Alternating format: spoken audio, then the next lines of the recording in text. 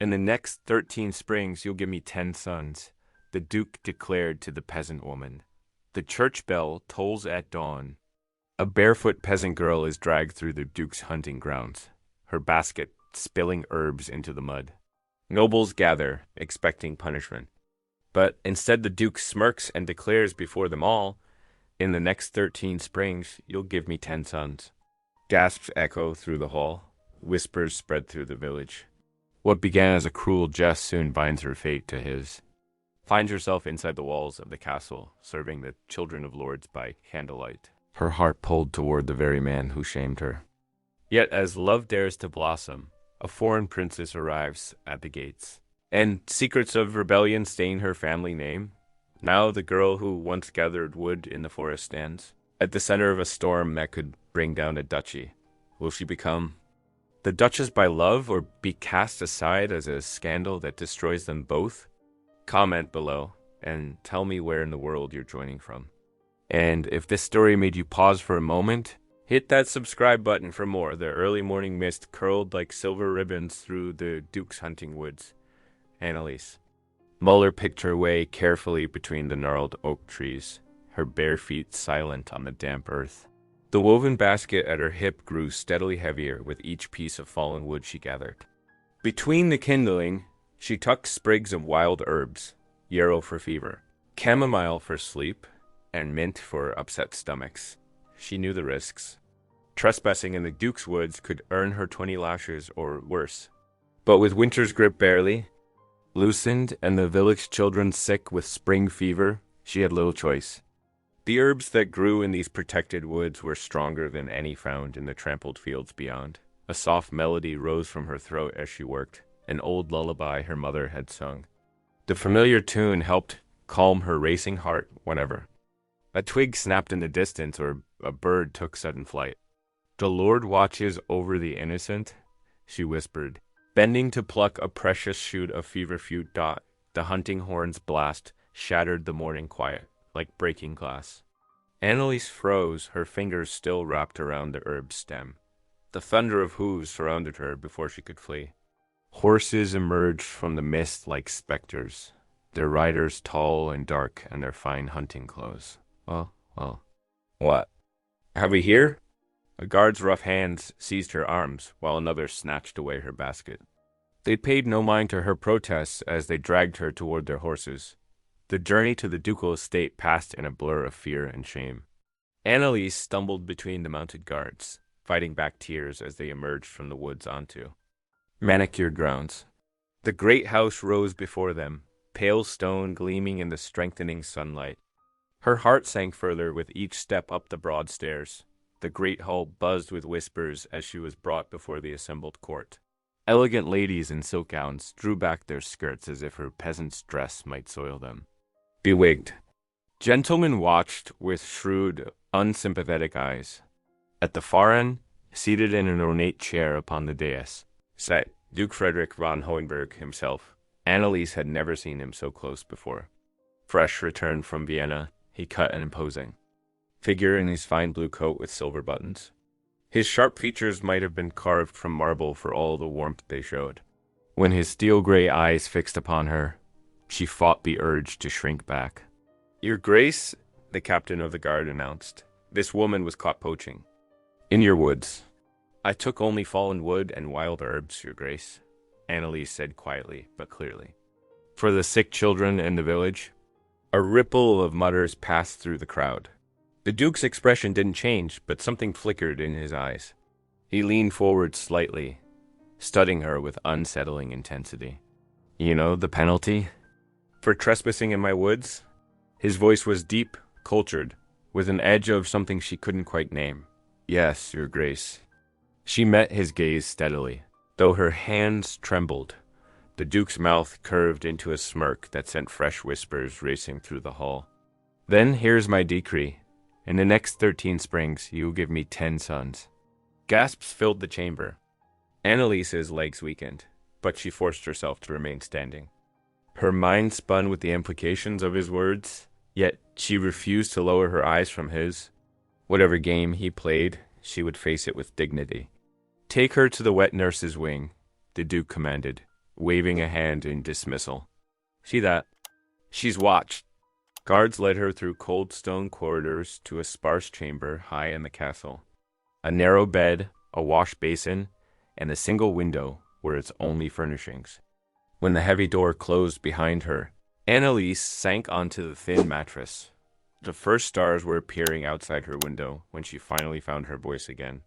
"Lord in heaven," she whispered, clasping her hands tightly together, "grant me strength." Her shoulders straightened with resolve. She would not give them the satisfaction of seeing her weep out the bells of St. Michael's Chapel rang clear and sharp through the morning mist, startling Annalise from her fitful sleep. Her new chamber, though sparse, felt warmer than the hay, the loft where she had made her bed these past winters. The straw mattress crackled as she rose, her legs still aching from yesterday's ordeal in the great hall. A stern-faced housekeeper appeared at her door, arms laden with folded gray wool. "Here are your work clothes, girl," the woman said, dropping the bundle onto the bed. "Make haste. You are to help with the Duke's wards." Annalise's fingers trembled as she dressed in the coarse wool gown. It scratched against her skin, but it was clean and whole, finer than anything she had owned before. The housekeeper watched with narrowed eyes, then led her through a maze of narrow corridors that connected the servants' quarters to the main house. They emerged into a bright nursery where 3 small children huddled together near a window. Their faces were pale and pinched with worry, their fine clothes wrinkled from sleep. The youngest, a girl no more than 4 years old, clutched a worn cloth doll to her chest. "These are His Grace's wards," the housekeeper explained. "Their parents were lost to fever last winter. Mind you keep them clean and quiet? The Duke has no patience for childish noise." Annalise approached slowly, keeping her movements gentle. "Good morning, little ones," she said softly. "I am Annalise. Would you like to hear a story while we get ready for breakfast?" The smallest child's eyes brightened, though she didn't speak. The older 2 exchanged glances, then nodded cautiously. As Annalise helped them wash and dress, she told them about a brave mouse who made friends with a lonely eagle. By the time she finished plaiting the little girl's hair, all 3 children were smiling. Throughout the day, Annalise learned the rhythm of life within the great house. Servants rushed through hidden passages carrying trays and linens, while nobles walked the main corridors at a stately pace.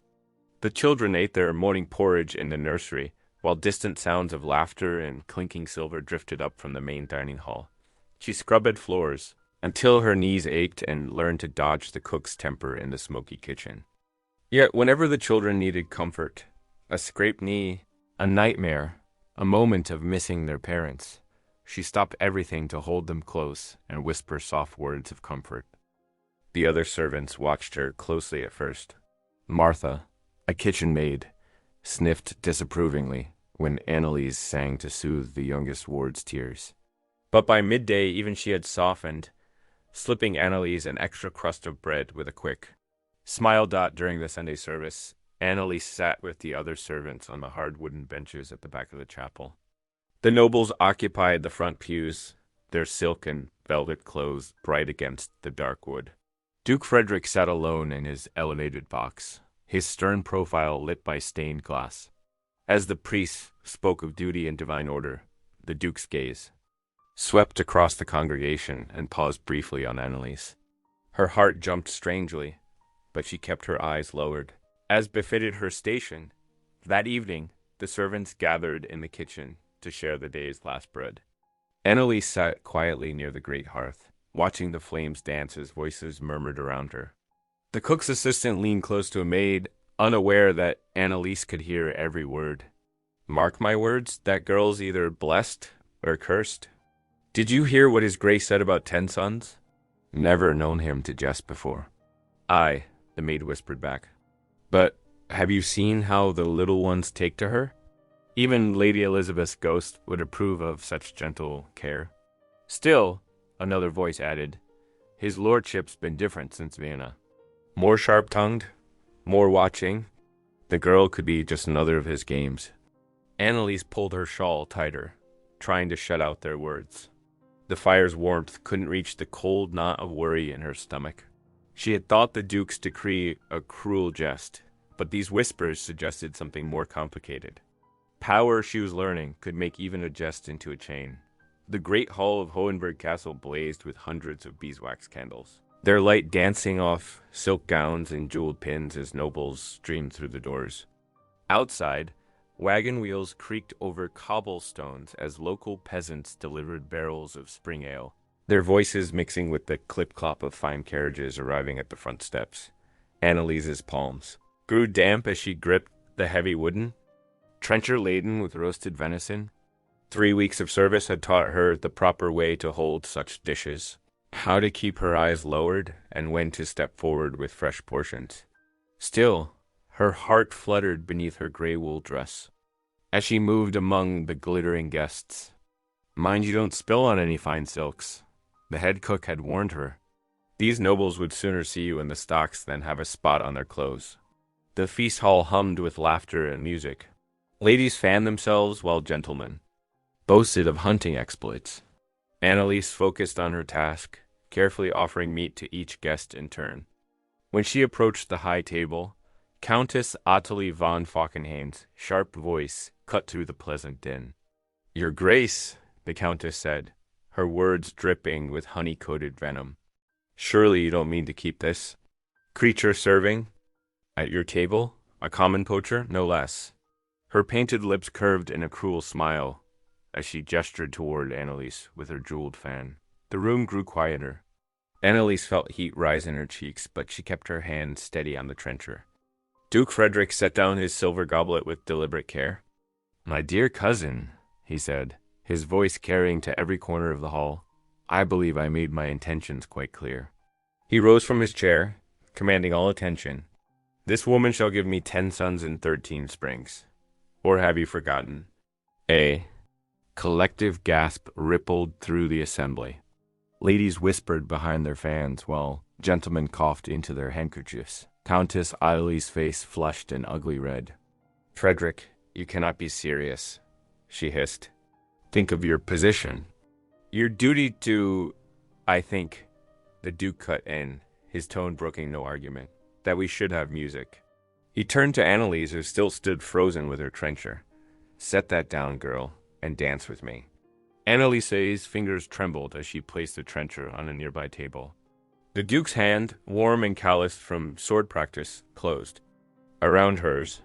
He led her to the center of the hall where other couples had been dancing moments before. "A simple village waltz," he announced to the musicians. "Something our guests might know." The first notes of a familiar tune filled the air, one Anneliese had danced to at harvest festivals since childhood. Her feet remembered the steps without thought, and she found herself moving in perfect time with the Duke. His blue eyes never left her face as they turned about the floor. To her surprise, other couples began to join them. First the younger nobles, then even some of the older lords and ladies.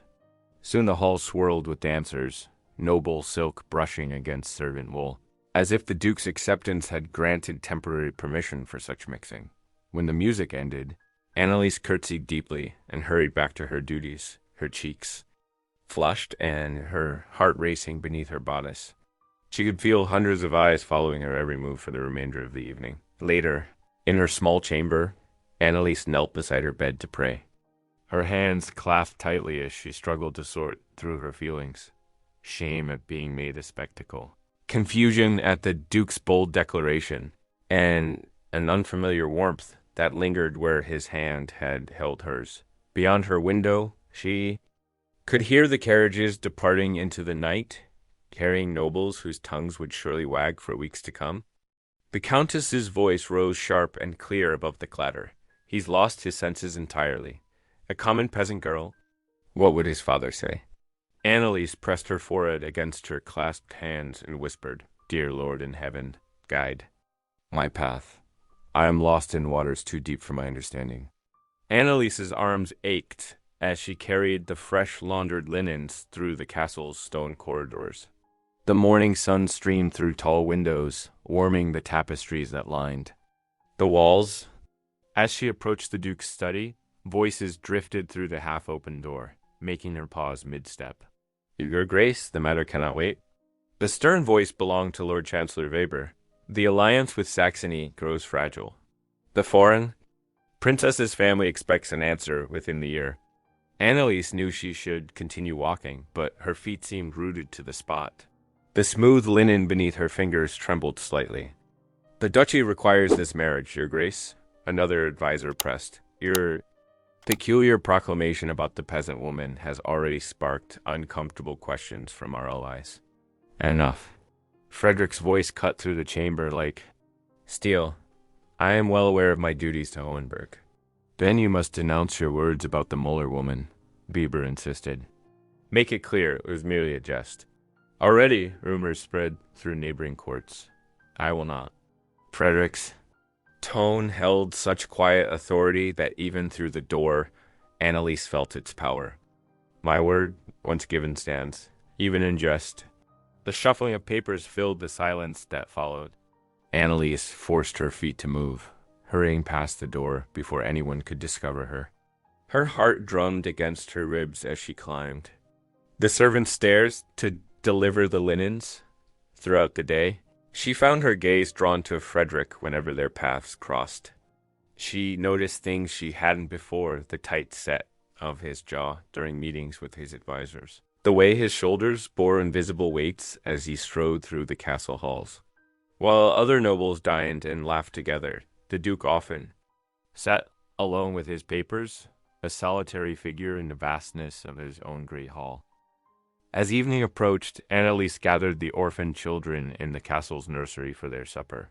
The little ones crowded around her on wooden benches as she broke bread into smaller pieces for the youngest ones. Their eager faces warmed her heart, helping her forget the morning's troubling revelation. Sing for us, Anneliese, little Maria begged, tugging at her sleeve. The song about the nightingale. Anneliese smiled, smoothing the child's unruly curls.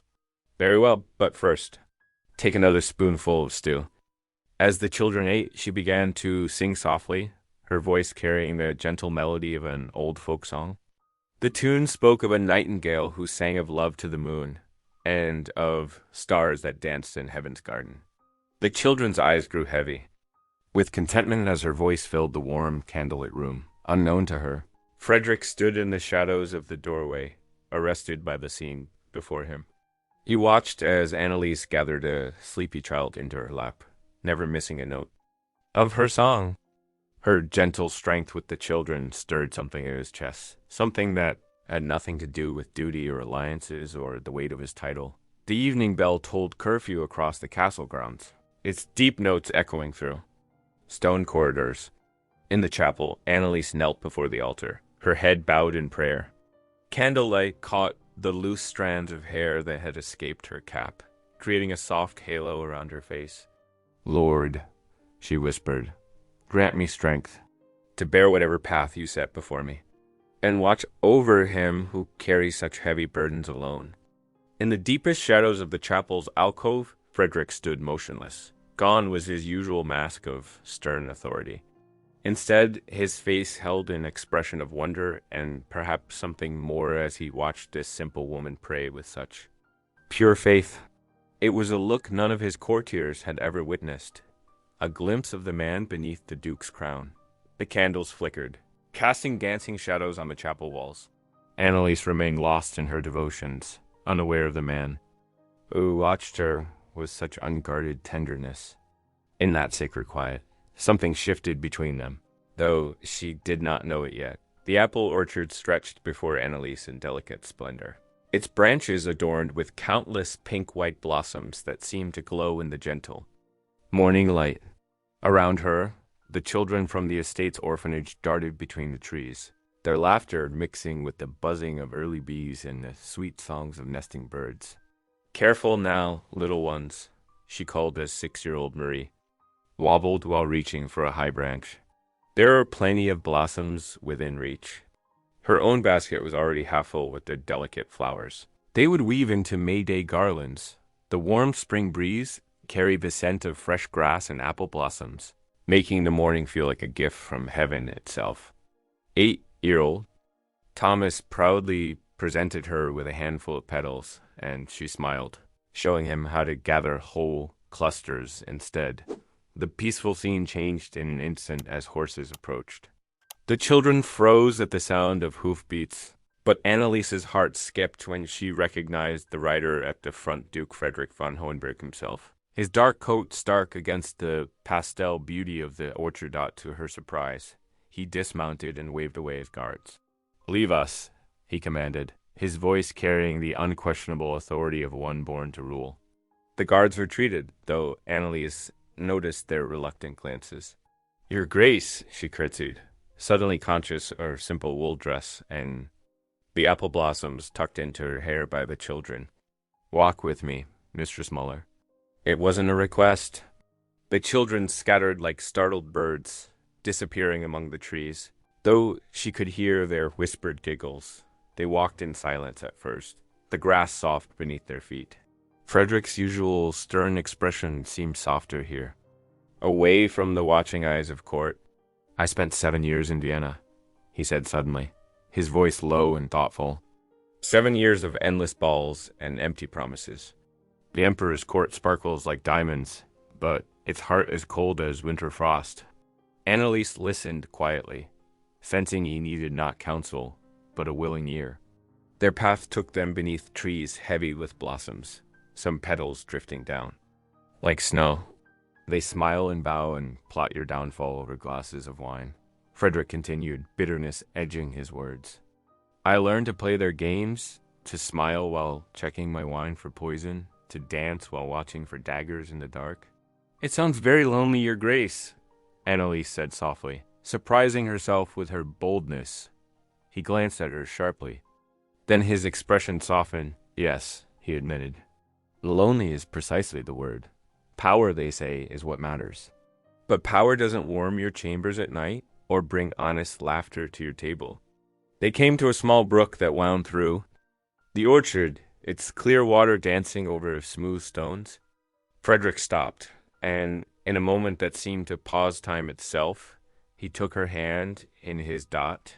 His fingers were warm against hers, and surprisingly gentle for a man who commanded armies.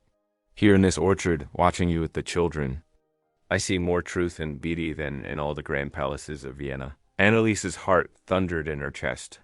She knew she should pull away. A duke should never hold a peasant's hand, but she couldn't move. The moment stretched between them like spun glass, beautiful and fragile. A church bell tolled in the distance, breaking the spell. Frederick released her hand slowly, regret crossing his features. "We should return," he said, his voice rough. With emotion he quickly masked. That night, in her small chamber above the kitchen, Annalise lay awake. The ceiling beams above her bed were barely visible in the darkness. But she stared at them anyway, her mind replaying every moment in the orchard dot. Her hand still seemed to tingle where he had touched it. Her heart raced whenever she remembered. The look in his eyes, so different from his usual stern gaze. But fear mixed with the warmth in her chest, fear that she was forgetting her place, that her heart was betraying the iron rules of class and station that governed their world. She touched her fingers to her lips, remembering his words about truth and beauty. Such thoughts were dangerous for a woman of her station. Yet as sleep finally crept over her, she couldn't help but wonder if he lay awake too. Remembering the quiet moment by the brook beneath the apple blossoms, May Day broke over the ducal estate in a burst of golden light and cheerful commotion. Ribbons in every color fluttered from trees, their bright hues matching the festive spirits of the villagers who streamed onto the estate's vast fields. The steady beat of drums mixed with pipe music, while children darted between. The legs of adults carrying baskets of spring flowers and fresh bread. Annalise stood at the edge of the gathering, her heart light despite her uncertainty. The Duke had declared this year's celebration would ignore the usual divisions between noble and common folk, a decree that left both groups shifting awkwardly around each other like nervous cats. Ladies in fine silk gowns stood near Peasant, women in clean but plain cotton, each eyeing the other with mixed curiosity and discomfort. The maypoles rose tall against the morning sky, their ribbons dancing in the spring breeze. Already younger couples gathered around them, practicing the steps of the traditional dance while waiting for the ceremony to begin. Annalise watched them with a small smile, remembering similar celebrations in her village years before. "You seem lost in thought, Mistress Muller." The Duke's voice startled her from her reverie. Frederick von Hohenberg stood before her, resplendent in deep blue velvet trimmed with silver. Yet his expression held none of its usual stern authority. Instead, his eyes sparkled with something that made her breath catch. "Your Grace," she curtsied deeply, conscious of the many eyes now fixed upon them. "I was merely remembering May Days past." "Then you know the dance as well?" He extended his hand, and the crowd around them fell silent. "You will partner with me for the maypole dance." Gasps rippled through the assembly. Annalise's heart thundered in her chest as she placed her trembling hand in his. His fingers were warm and strong, closing over hers with gentle firmness. She heard Countess Adelie's sharp intake of breath, saw the wide eyes of servants and nobles alike. But Frederick's steady gaze never wavered. The musicians struck up a lively tune, and Frederick led her to the tallest maypole. Other couples scrambled to join them, forming the circle needed for the dance. Annalise felt the weight of hundreds of stares. But when Frederick smiled, a real smile that transformed his entire face, everything else seemed to fade away. The dance began, and Annalise's feet remembered the steps as if she had never stopped dancing them. Under and over, around and through, the ribbons wove together as the dancers moved. Frederick's hand found hers at every turn, his touch sure and somehow reassuring. When he lifted her in one of the figures, her laugh rang out pure and unguarded. Earning answering smiles from those watching Dot to her surprise, the villagers began to cheer. She caught fragments of their whispers as she danced past, like a fairy tale, one woman sighed. "Perhaps love truly conquers all," murmured another. "There must be some prophecy," an old man declared with conviction, "some fate at work here." The dance seemed to last both forever and no time at all. As the final notes faded, Frederick bowed to her with all the ceremony he might show a princess. Annalise curtsied deeply in return, her cheeks flushed with joy and exertion. Around them the celebration continued with renewed vigor, as if their dance had broken through the last barriers of awkwardness between the classes. As evening approached, lanterns began to glow like earthbound stars across the fields. Annalise made her way back to her chamber in the servants' wing, her feet aching pleasantly from hours of dancing. Her cheeks hurt from smiling so much, but she couldn't seem to stop. Each step seemed to echo with the memory of the maypole dance, of Frederick's hand in hers, of the way he had looked at her as if she were the only person in the world, in the privacy of her small room. She touched her fingers to her lips, remembering his smile. For the first time since that day in the woods, she allowed herself to wonder if the Duke's dramatic decree, that she would bear him 10 sons in 13 springs, had been more than mere mockery. Perhaps, just perhaps, there was something real, growing between them, something as bright and promising as the May-Day dawn itself. The rumble of heavy carriage wheels echoed through the estate grounds, drawing every eye to the iron gates. Through sheets of spring rain, a magnificent procession rolled forward, the lead carriage gleaming with gilded trim and royal insignia. Annalise stood in the servants' yard, her hands twisting her apron as she watched from beneath the shelter of an overhanging roof. The foreign princess had arrived. The carriage door opened, and a vision in azure silk emerged. The princess moved with practiced grace, her golden hair arranged in elaborate curls beneath a delicate lace cap. Even the rain seemed to pause in respect, reduced to a gentle mist as she ascended the manor steps. Behind her, a parade of attendants hurried to shelter, carrying ornate boxes and whispering in their strange tongue. Annalise's heart sank like a stone in a deep well. Through the kitchen windows, she could see the great hall transformed, crystal goblets catching lamplight, fresh flowers perfuming the air, servants scurrying with platters of delicacies. This was a world she could never truly enter, no matter how many May-Day dances or orchard walks she shared with Frederick. "Such magnificence," whispered a kitchen maid beside her. "They say she brings a dowry worth 3 duchies." Countess Adelie swept through the servants' passage, her dark silk rustling with purposeful menace. She paused, her eyes falling on Annalise, with calculating hatred. You there, girl. I know about your father. The words fell like ice into Annalise's stomach. Around her, the bustling servants grew still. Your Grace? Annalise's voice trembled, despite her effort to remain steady. Oh yes, Adelie's lips curved. In cruel triumph, I have discovered the truth about Johann Muller, how he aided those filthy rebels during the uprising 10 years past, harbored them in his barn, fed them from his table, a traitor to his rightful duke. No, Annalise whispered. But the Countess's voice rose, carrying to every corner of the kitchen. Shall I tell his Grace how he shelters the daughter of a rebel? How this common trash, this betrayer's seed, dares to raise her eyes above her station? The accusation spread through the estate like poison in a well. By nightfall, nobles who had once smiled cautiously at Annalise now turned their backs.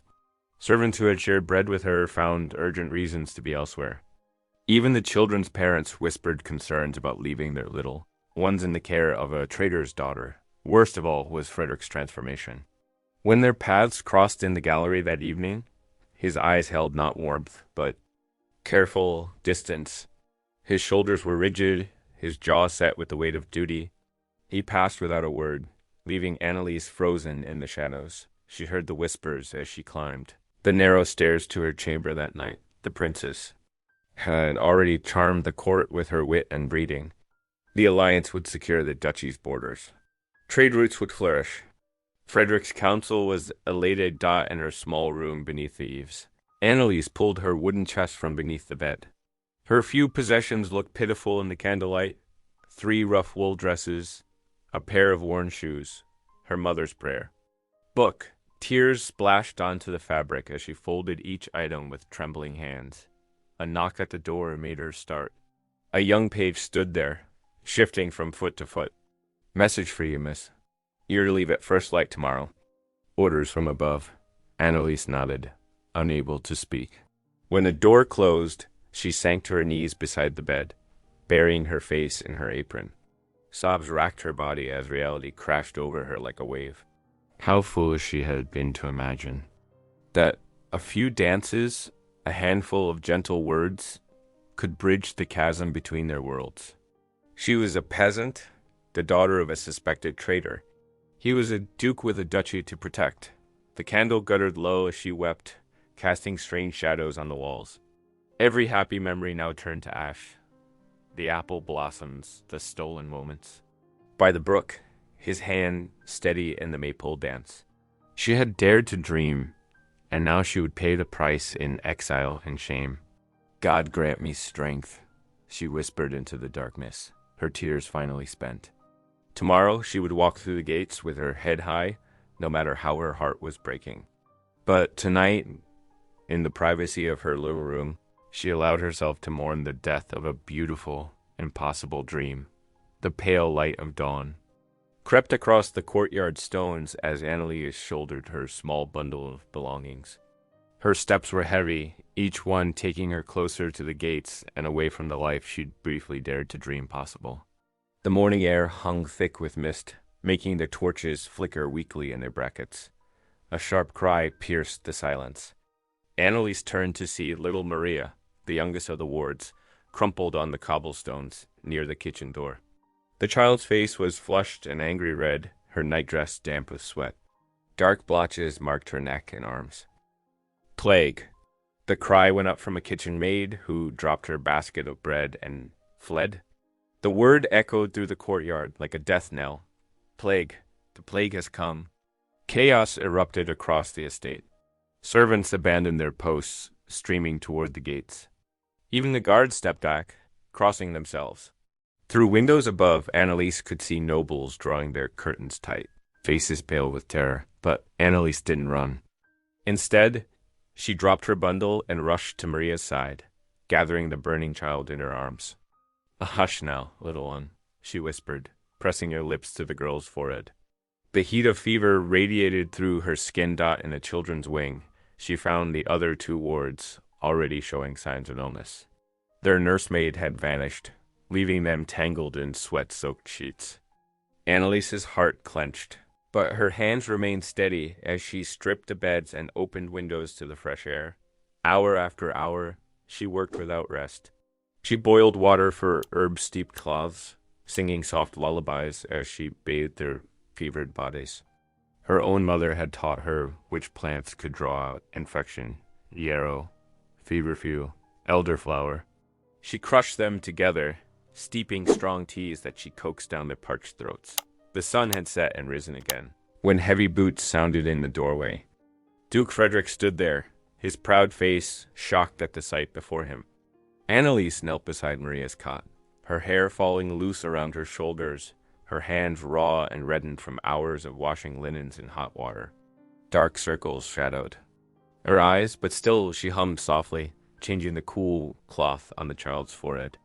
Without a word, Frederick crossed the room and knelt beside her. His fine clothes were incongruous against the simple rushes strewn on the floor, but he seemed not to notice. He watched as Anneliese tended Maria with gentle hands.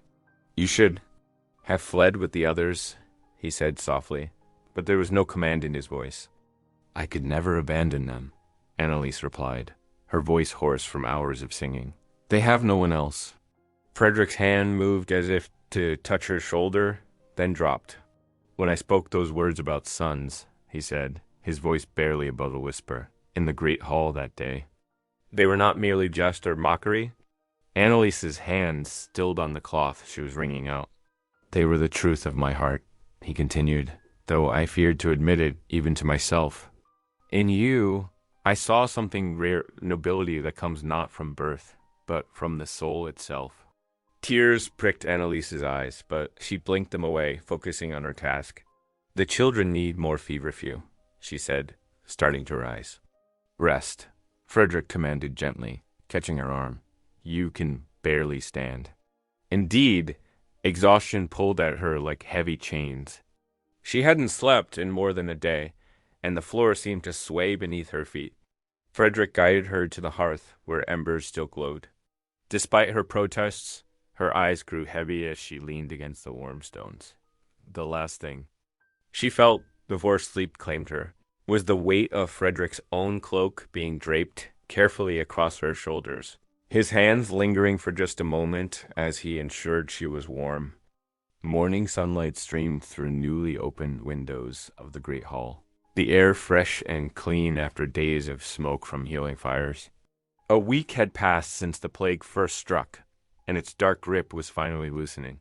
The castle stirred, with cautious life as servants returned to their duties, though many still wore sachets of protective herbs at their throats.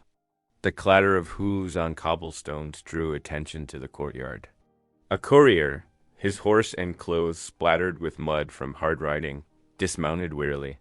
His leather message pouch bore the imperial seal of Vienna. The court gathered quickly. Tension thickened the air as Frederick broke the seal and unfolded the letter. As he read, his eyes widened. The princess had refused the marriage contract. Her words, elegant but firm, stated she would not wed a man whose heart so clearly belonged to another. She wrote that she had observed Frederick's manner with Anneliese during her brief visit and would not condemn either of them to a loveless union of mere politics. The silence that followed was deafening. Countess Adelie's face turned a dangerous shade of purple. Outrageous. She sputtered, her fan snapping open with such force it nearly broke. "This common nurse has ruined everything. The alliances, the connections all destroyed." But murmurs of a different sort rippled through the gathered crowd. Servants whispered of Anneliese's courage during the plague days, how she had stayed when others fled, tending the sick children day and night. From the village came tales of her kindness, her healing touch, her unwavering faith. "Have you not heard the ballads?" A young page spoke up, his voice trembling but clear. "The peasants sing of her, the nurse who braved death itself to save the innocent." More voices joined in, speaking of how she had organized the care of the sick, how her herbal remedies had eased suffering, how she had worked until her hands were raw and her voice hoarse from singing comfort to the frightened children. Frederick raised his hand and silence fell. His voice, when it came, rang with authority and something deeper conviction. For too long we have measured nobility by the accident of birth rather than the content of character. He swept his gaze across the assembled court. What is more noble, to flee in fear to save oneself, or to stay and fight death with bare hands and brave heart? Adelie tried to interrupt, but Frederick continued, his voice growing stronger. I have seen true nobility in these past days, not in fine silks or ancient titles, but in the tireless devotion of a woman who values life above station, love above safety. He strode to where Annalise stood quietly near the children's wing, her simple wool dress clean but worn, her hands still bearing the marks of her labors. Taking her hand in his, he turned to face the court.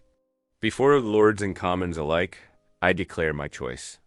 Annalise Muller shall be my duchess, for she has proven herself noble in the ways that matter most. In the castle chapel that evening, a small gathering witnessed what no protocol could sanctify, but love made holy. Faithful servants who had weathered the plague stood witness as Frederick clasped Annalise's hand before the altar. His voice, usually so commanding, trembled with emotion as he spoke. Not by decree, he whispered, his eyes fixed on hers, but by love. The candlelight caught the tears on Annalise's cheeks as she replied, her voice soft but steady, by love alone. The morning dawned crisp and clear as church bells rang out across the valley. Inside the ancient stone chapel, candles flickered in their hundreds, their warm light dancing across the faces of those gathered. Annalise stood before the altar. In a gown of cream silk, her dark hair crowned with white blossoms. Frederick waited for her, resplendent in his formal ducal attire, his eyes never leaving her face. In the sight of God and these witnesses, the priest intoned, his voice echoing off the vaulted ceiling. I now pronounce you man and wife, Duke and Duchess of Hohenberg. The bells pealed joyously as Frederick kissed his bride. Outside, villagers threw wheat and flower petals, their cheers rising above the chapel bells. Even the most resistant nobles found themselves bowing, albeit stiffly, as the newlywed couple emerged into the sunlight. The Countess Adelie, standing among them, managed a thin-lipped curtsy before turning away. Servants and peasants lined the path to the castle, tossing more flowers and calling out blessings. Children darted between the adults, adding their happy shouts to the celebration. The orphan wards, now clean and healthy, ran to embrace Annalise, calling her mother without hesitation. The seasons turned, winter's snow melted away, and spring returned to paint the duchy in fresh colors. The orchard that had witnessed their first private moments now bloomed again, apple blossoms coating the branches like delicate snow. Children played beneath the trees, their laughter carrying on the warm breeze. Noble-born children played alongside peasant children, the old barriers beginning to crumble like winter ice in spring sunshine. Frederick and Annalise walked hand in hand through the orchard, pausing now and then to watch the children at play. Her simple grace had not changed with her elevation to duchess. She still wore practical gowns and kept herbs in her pockets for scrapes and bruises. The only difference was the quiet confidence in her step and the golden circlet that crowned her dark hair. Do you remember? Frederick asked, stopping beneath the very tree where they had first truly spoken. I made quite the declaration that first day in the great hall. Annalise laughed, the sound as clear and sweet as the spring air. How could I forget? 10 suns and 13 springs. You terrified me. And now? He drew her closer, his smile tender. Now I know it wasn't a command at all, she replied, reaching up to touch his cheek. It was hope, wasn't it? Hope for love, for family, for change. Frederick's laugh joined hers as he pulled her into a gentle embrace. Indeed, my love. 10 sons or 10 daughters or none at all, what matters is this. He gestured to the scene around them. Noble children teaching peasant children to read under a tree. The orphan wards playing tag with the children of counts. Servants and ladies in waiting sharing a bench in the shade. In 13 springs, he said softly, echoing his old decree, but with warmth replacing command. You'll give me 10 sons. Through the love we sow, not command. Their laughter mingled with the children's shouts and the song of spring birds. The apple blossoms drifted down like blessing snow, dusting their shoulders and the heads of the playing children. In this moment, in this orchard where love had first bloomed between them, the old walls of class and custom seemed as insubstantial as the petals floating on the breeze. What remained was stronger: love, hope, and the promise of springs yet to come. If today's story reminded you of the quiet strength of love, I'd love to see you again. Subscribe, and tomorrow we'll meet right here where love speaks softly and stays.